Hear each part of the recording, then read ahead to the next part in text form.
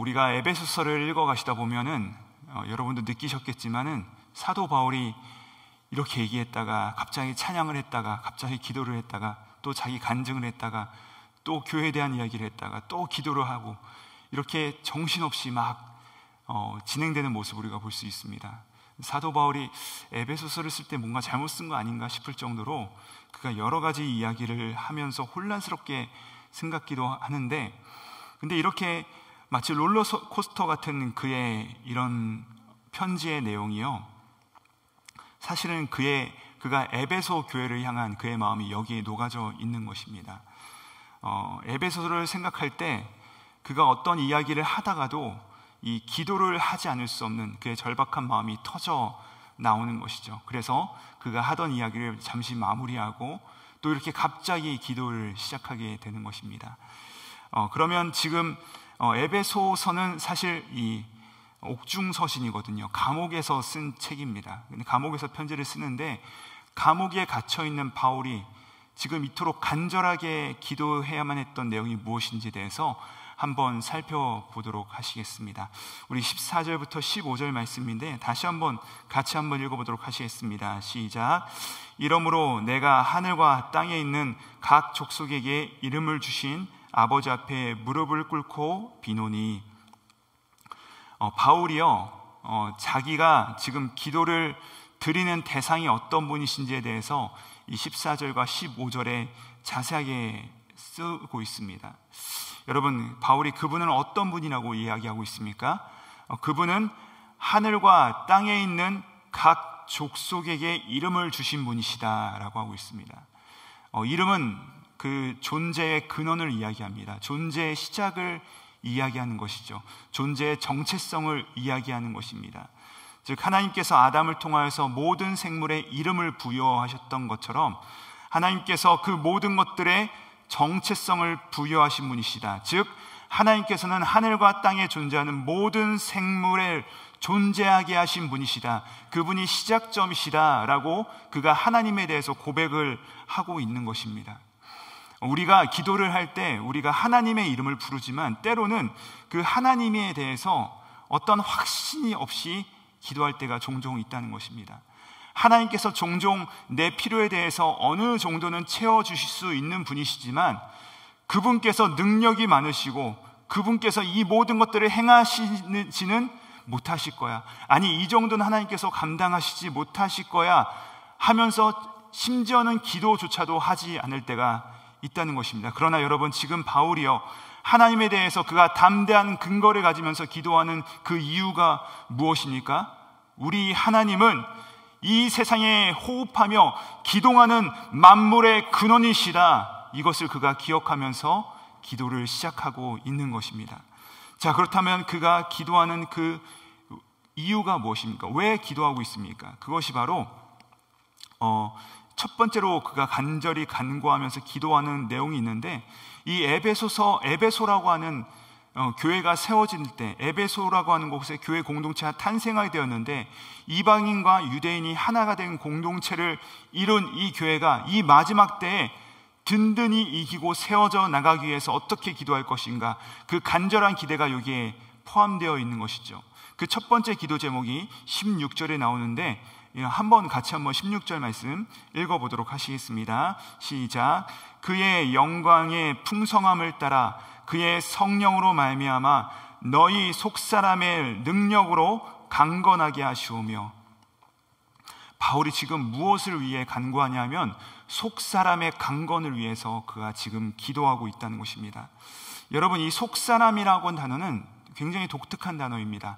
사도 바울만 사용했습니다. 근데 사도 바울만 신약 성경에서 3번 사용하는데, 오늘 말씀이 나오는 이 에베소서와 로마서와 그리고 고린도 후서에서 딱 3번 사용하는 단어인 것입니다.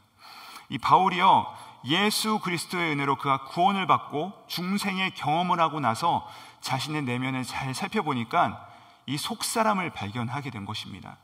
내가 원하는 것과 다른 것을 원하는 사람, 내가 이전 것과는 다른 것을 원하는 사람, 성령으로 거듭나 내가 한 번도 사모하지 못하는 것을 사모하는 그 속사람을 그가 발견하게 되었는데, 그 속사람이요, 내 옛 자아, 내 옛 죄성에 깊이 물들어 있는 겉사람과 싸우는 것을 그가 발견한 것입니다.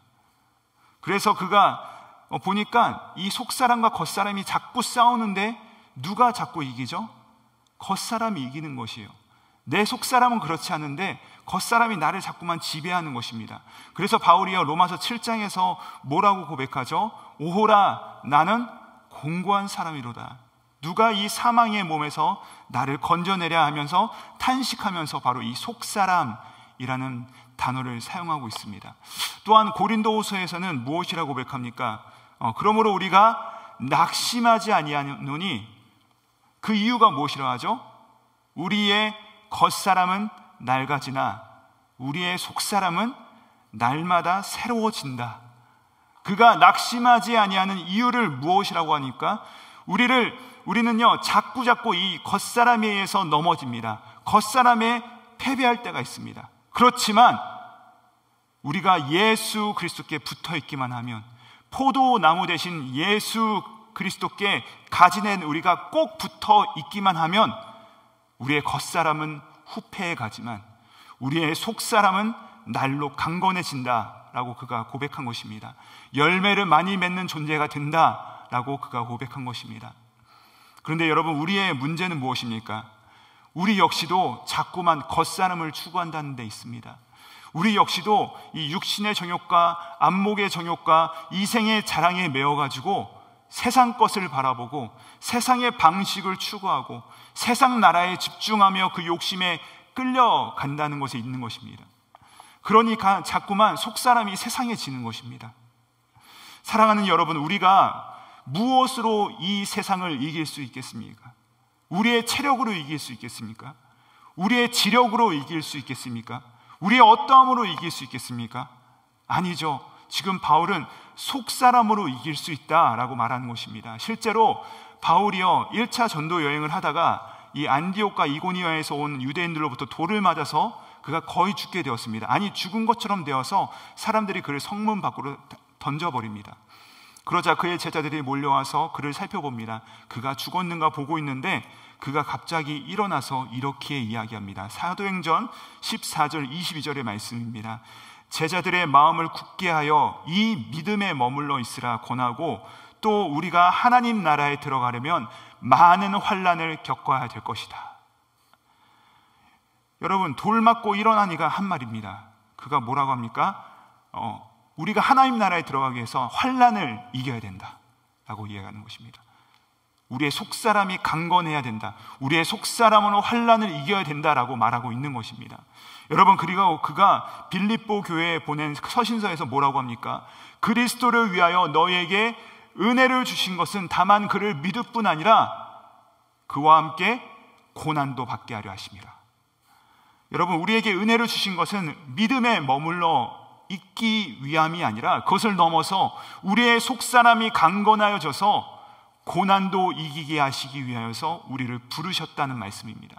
여러분, 우리의 살아가는 목적이요, 고난을 면제받고 또 고난을 회피하고 안락한 삶을 추구하기 위해서 우리를 부르신 것이 아니라는 것입니다. 우리의 속사람이 강건하여져서 고난도 이기는 삶을 위하여서 우리를 부르셨다는 것이죠. 그리고 그가 이 디모데를 향하여서 디모데후서 3장 12절에서 이렇게 이야기합니다. 무릇 그리스도 예수 안에서 경건하게 살고자 하는 자는 박해를 받으리라. 여러분, 그리스도 예수 안에서 경건하게 살고자 하면 박해가 따라온다는 것입니다. 고난이 따른다는 것입니다. 고난이 없으면 이상하게 여기라는 것입니다. 바울은 이 사실을 알았기 때문에 주님, 우리가 간절히 기도할 것은 우리의 속사람을 강건하게 하여 주십시오. 우리의 속사람이 튼튼하게 해 주십시오 라고 그가 기도하는 것입니다. 사랑하는 성도님들, 우리도 동일한 기도 제목으로 나가시기 하기를 축복합니다. 주님, 우리의 속사람을 강건하게 하사 세상의 그 모든 박해와 고난 가운데서도 승리하게 하여 주시옵소서라고 기도하시면서 승리하시는 우리 모두가 되시기를 주님의 이름으로 축복합니다. 우리 두 번째로 그가 구하는 기도 제목이 무엇입니까? 17절 말씀입니다. 우리 같이 한번 읽어보도록 하시겠습니다. 믿음으로 말미암아 그리스도께서 너희 마음에 계시게 하시옵고 너희가 사랑 가운데서 뿌리가 박히고 터가 굳어져서. 자, 여기 보시면은 그가 간절히 기도한 두 번째 기도 제목은 이것입니다. 그리스도께서 너희 마음에 계시게 하시는 것, 그리스도께서 너희 중심에 계시는 것, 그리스도께서 너희 마음에 좌정하시는 것을 위하여서 그가 기도하고 있는 것입니다. 여러분, 우리의 마음은 무엇으로 채워져 있습니까? 우리는 세상으로 가득 차 있지 않습니까? 여러분, 우리가 보고 듣고 또 즐거워하는 것이 무엇이냐는 것입니다. 하루 종일 나의 마음을 주장하는 것은 무엇입니까? 세상입니까? 아니면 그리스도십니까? 우리가 이것을 잘 살펴봐야 된다는 것이에요. 우리가 물론 말씀을 묵상할 때는, 우리가 기도할 때는 잠시 잠깐 그리스도께서 내 중심에 계신 것 같지만, 때로는 그때조차도 우리의 마음이 세상에 휩쓸리고 세상이 우리의 중심 가운데 자정하고 있을 때가 너무나도 많다는 것입니다. 그런데 사도 바울의 고백이 무엇입니까? 그의 두 번째 기도 제목, 그리스도께서 우리 마음에 좌정하게 하시옵고. 여러분, 그리하면 어떻게 그분께서 우리 안에 계실 수 있겠습니까? 여기 뭐라고 고백하고 있습니까? 믿음으로 말미암아. 믿음으로만 가능하다는 것입니다. 믿음으로만 그분께서 우리 안에 좌정하시고 그분께서 우리 마음에 계시기만 하면 우리는 놀라운 변화를 경험하게 되는데, 그것을 무엇이라고 합니까?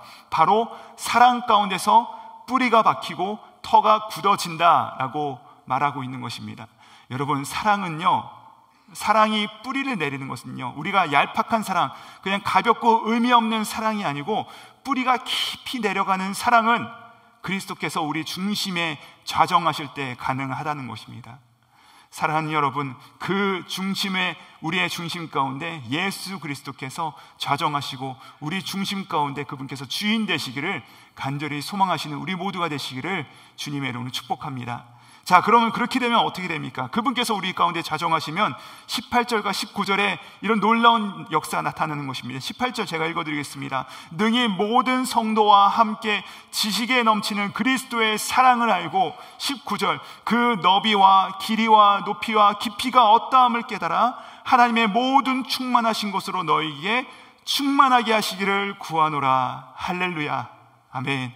여러분, 우리가 그리스도께서 우리 중심에 계시기만 하면은 그분의 사랑이 뿌리가 깊어져서 터가 굳어져서 이제는 우리가 그 사랑을, 지식에 넘치는 그리스도의 사랑을 알게 되어서 그 사랑의 너비와 길이와 높이와 깊이를 깨달아서 하나님의 충만하신 것으로 우리가 모든 것을 충만하게 이기며 나아갈 수 있게 된다라고 우리 가운데 말씀하고 있는 것입니다. 여러분, 우리가 그 사랑 안에 있을 때 모든 것이 충만하게 될 줄 믿습니다. 우리의 연약함도 충만하게 그분 안에서 강건하게 될 줄 믿습니다. 우리 중심에 그리스도께서 계실 때, 그 사랑 안에 우리가 뿌리를 내릴 때 우리의 미약한 감정과 힘으로 사랑하는 것이 아니라 모든 성도와 함께 그 넘치는 그리스도의 사랑, 그 너비와 길이와 높이를 알면 그분의 사랑 안에 담기지 못할 사람이 없게 되는 것입니다. 그리하여서 우리가 원수도 사랑할 수 있게 되는 것입니다. 그 사랑으로 모든 것을 품 수 있게 되는 것이죠. 이제 우리의 기도의 스케일이 달라지게 된다는 것입니다. 우리가 조그만 것, 다만 내 것만을 위해서 기도했던 이전의 우리의 기도가 이제는 그리스도의 사랑 가운데서 그 모든 것을 넘어서 충만하게 이 모든 것을 품으면서 기도할 수 있게 된다라고 말씀하고 있는 것이죠. 자, 그렇게 함으로 말미암아 사도 바울은 20절과 21절 말씀을 그의 기도를 송영, 즉 찬양으로 마치게 되는데, 우리 함께 그 찬양을 같이 한번 읽어보도록 하시겠습니다. 시작.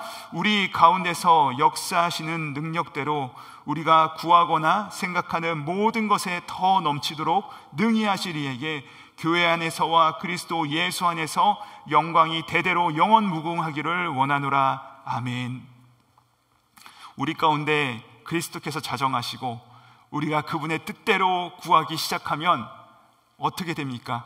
우리가 구하거나 생각하는 것보다 넘치도록 주시겠다라고 말씀하는 것을 지금 바울은 실제로 그가 경험했기 때문에 이렇게 놀라운 찬송을 드릴 수 있는 것입니다.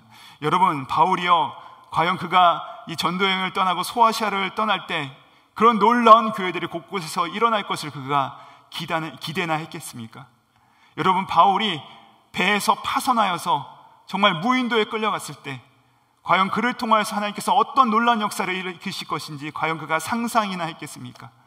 여러분, 바울이 정말 성 밖에 버려졌을 때, 그러나 그가 다시 한번 일어나서 그 성으로 들어갈 때 하나님께서 어떻게 그 성을 변화시킬 것인지 그가 과연 생각이나 해봤겠습니까? 그는요, 그가 항상 자신이 구한 것보다 넘치도록 부어주시는 그 하나님을 경험했기 때문에 그가 이렇게 하나님을 찬양할 수 있었던 것입니다. 그리고 그 하나님의 영광이 교회 안에서와 그리스도 예수 안에서 충만하게 나타날 것을 그는 알고 있었다는 것입니다. 사랑하는 여러분, 우리가 다시 한번 우리의 기도를 점검하시고, 우리가 정말로 우리의 속사람이 강건하여지고, 또 정말로 우리의 중심 가운데 예수 그리스도께서 좌정하시고 또 그분의 뜻대로 구하며 나아갈 때 주님께서는 우리 교회 안과 또 그리스도 예수 안에서 우리 모두에게 그분의 충만한 영광을 아름답게 찬란하게 보게 하실 줄 믿습니다. 사랑하는 여러분, 이제 우리의 겉사람의 강건을 추구하였던 우리의 기도를 교정하셔서 이젠 다시 우리의 속사람의 강건을 위해서 기도하십시다. 그리고 우리 중심 가운데 자정할 것이 세상이 아니라 그리스도께서 우리 중심에 자정하도록 모시고, 바로 거기로부터 그리스도의 사랑의 능력을 깨달아서 그분께서 우리가 기도한 것보다 더 넘치도록 역사하실 것을 기대하시면서 그분의 은혜와 능력과 그 영광의 충만한 가운데 거하시는 우리 사랑하는 모든 주님의 백성들 되시기를 주 예수 그리스도의 이름으로 축복합니다. 기도하시겠습니다. 하나님 아버지, 이제는 우리가 겉사람이 아닌 속사람의 강건을 갈구하게 하여 주시옵소서. 우리 중심에 세상과 나의 옛 자아가 아닌 그리스도께서 좌정하여 주시옵소서. 그리하여 주님의 사랑이 깊이 뿌리를 내려 그 풍성하신 사랑을 알고 교회와 예수 그리스도 안에 찬란한 영광을 우리가 보게 하여 주시옵소서.